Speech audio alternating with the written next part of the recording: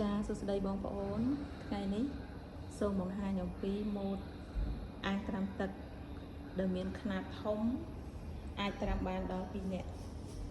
បងប្អូនសាកថ្មីមើលអាកាសធាតុត្រជាក់បែបនេះនៅពេលដែលយើងធ្វើការហត់នឿយពេញមួយថ្ងៃមកដល់ផ្ទះមានអ្នកបើកទឹកក្តៅចាំ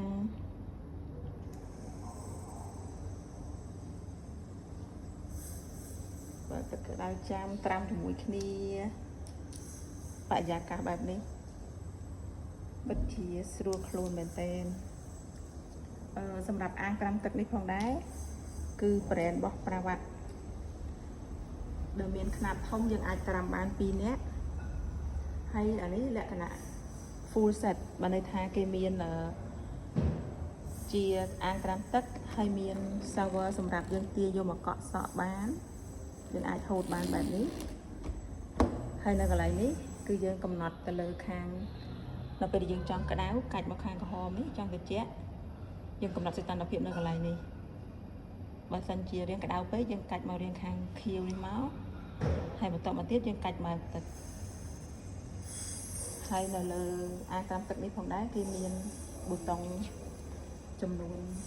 4ដែលមានមុខងារទី1គឺមាន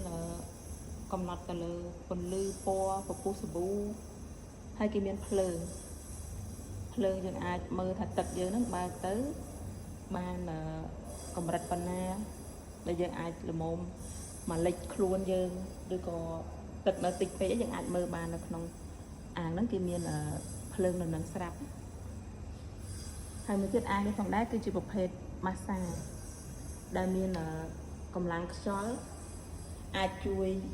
គក់ច្បាច់ខ្នងយើងសម្រួលសរសៃ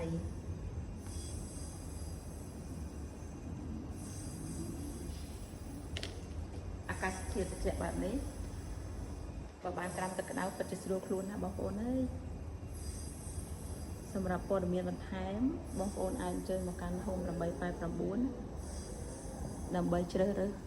ម៉ូដដែលបងប្អូនពេញចិត្តបាន Home 889គឺមានទីតាំងនៅចម្ងាយត្រឹមតែ200ម៉ែត្រពីស្តុបធនាគារអេស៊ីលីដាក្រុងប៉ោយប៉ែតអរគុណ